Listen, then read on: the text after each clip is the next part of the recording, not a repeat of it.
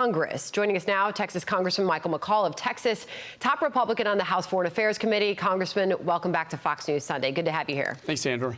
All right, so first off, are Republicans going to retake the House? We feel very confident. I think the polling shows this. We're historically, as well, the party out of power in the first term in the White House will pick up seats. All we need is 5. I predict we're going to get probably at least 40 seats because this president has been so unpopular when it comes to inflation, gas prices. In my reign, the foreign policy mistakes that he's made. And quite frankly, Sandra, they just see him as a weak president. Well, you have certainly been hammering this administration over its handling specifically of the situation at the southern border.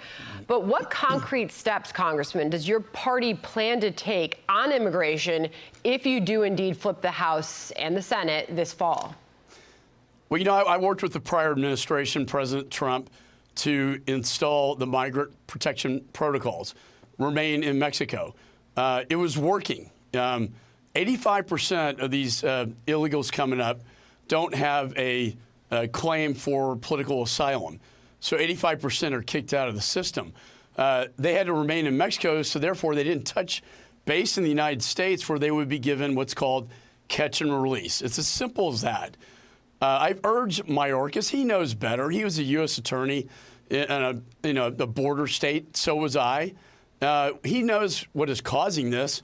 But he's refusing to go back to this policy, that was working. And, this is what we need to do. I don't think Mexico, though, will agree to do this again. They did under Trump, and it was working, and I'm not sure it's going to work under this administration. We've had 2.5 million people cross into this border illegally since the president's been inaugurated. Title 42 being lifted means 500,000 over the next 5 weeks. My state of Texas, we just simply can't absorb this. I mean, I was over in Poland, for God's sakes, looking at all the Ukrainians coming out, and it's almost a similar amount, 2.5 million people. Yeah. Although in that case, they want to go back home. And, Putin invaded Ukraine. We have an invasion in my home state, right on the border, every day. 2.5 million. Congressman, I'll ask you the question I just asked Congressman Cuellar. Have you directly heard from Mayorkas any of his concerns? It is reported that he is speaking privately about that behind closed doors. Has he shared those with you? Yes, I have, and I don't want to divulge too much of that, but he's very frustrated.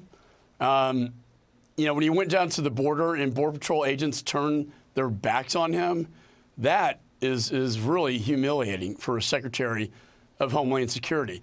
And then you listen to Jay Johnson, who I worked with when I was chairman of Homeland Security, who I have a lot of respect for, saying that, man, if I had 1,000 coming over a day, that was a really bad day. But now they got 7,000 a day.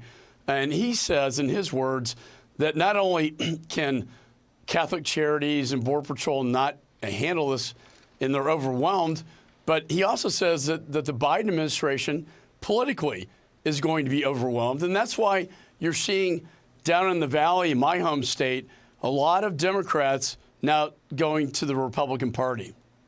Interesting. House Republican leader Kevin McCarthy is leading a delegation to the southern border tomorrow, along with Congressman Elise Stefanik, who was originally scheduled to be on this program.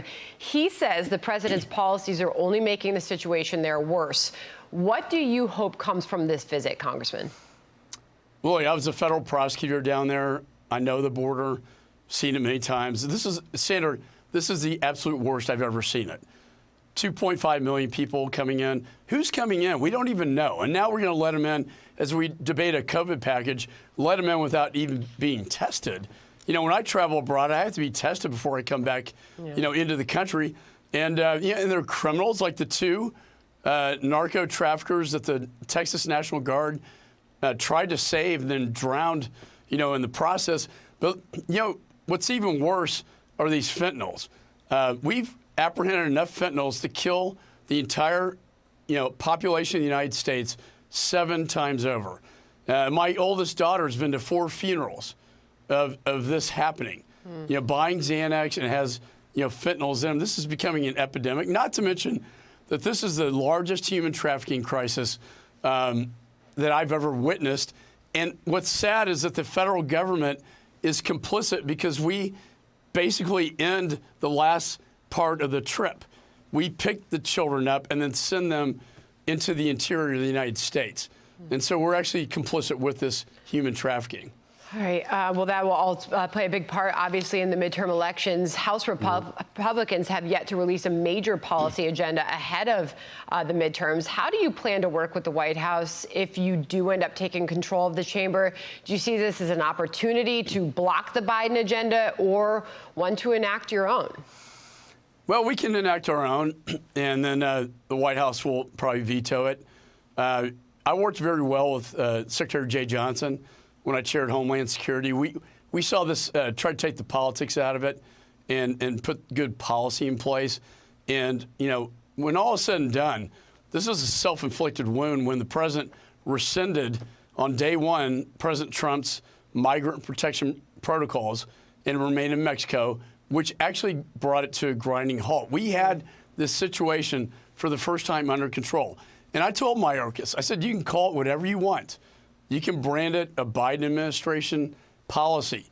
But if you don't go back to this, you're going to continue to have this bleeding and this, you know, human trafficking crisis. So many more issues to deal with as well. Obviously, inflation and taxes front and center. The White House pounced on National Republican Congressional Committee Chair Rick Scott's tax plan this week. Take a look. Congressional Republicans' plan will increase middle-class families' taxes an average of nearly $1,500 this year alone and take $100 billion out of the hands of middle-class families each year. Do you think Senator Scott campaigning on his own plan that Republican leaders haven't endorsed is hurting the party politically, Congressman? Yeah, look, we like good ideas within the party, and then we kind of shake it out, right? So it sounds like a pretty good plan to me, and we'll take a look at it. I do think, though, Sandra, you're correct. We need to be unified in our platform. What we're doing in the House is very different from the Senate. Senate runs around like rogue, operators. We have a plan. Kevin McCarthy and I, after my China task force recommendations, we're setting up task forces on every issue facing the American people that will be announced in August with a specific plan of action and legislative plan of action. We don't want power for power's sake.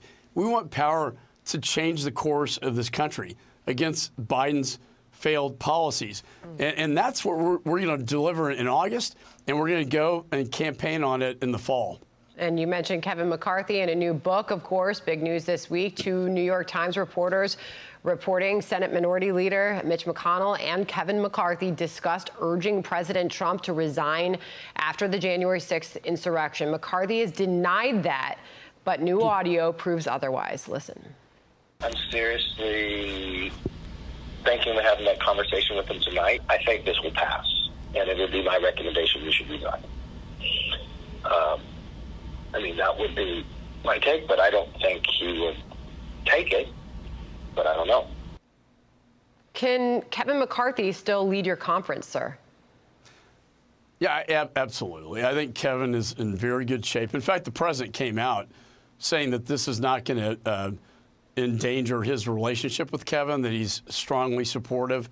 You have to put it in the context of when it was given. This was literally right after January 6th. It was a very dark day. It was a very shocking day. A lot of emotions flying high. What Kevin was doing is gaming out various options that, hey, what if he got impeached in the House and then the Senate convicted? Would it be better for him to resign prior to that? But the fact is he never had that conversation with President Trump. President Trump said yesterday that he fully supports Kevin McCarthy for Speaker, as do I. Kevin has put one goal and one goal only in his mind. That's taking back the majority. And I've been with him to Israel, just got back from Ukraine and Poland and Romania. He's very astute in his grasp of the knowledge. He has worked tirelessly to get the majority back.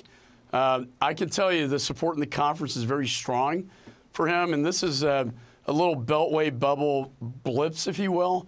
I don't think it's going to have any long-term consequences. I do believe we're going to get the majority back, hopefully 40 seats. Kevin will be the next Speaker of the House. He will work well with President Trump.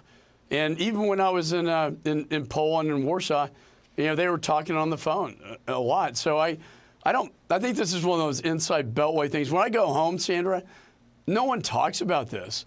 All they talk about is gas prices, inflation, this war in Ukraine, what is happening. And the border is the #1 issue in Texas. All right. Well, we appreciate you coming on and responding to all of it. Thank you very much, Congressman McCaul. Thanks for your Sandra. time. Thank you.